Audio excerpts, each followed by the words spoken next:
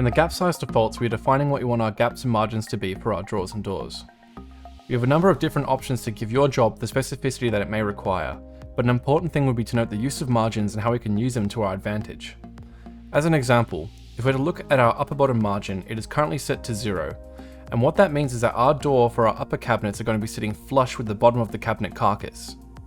And if we were to click on the question mark being more info, we can get a better explanation of what this all means.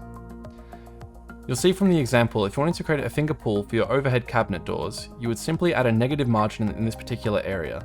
So if we're going to add a negative 30 margin in this field, we would be dropping the door 30mm below the carcass.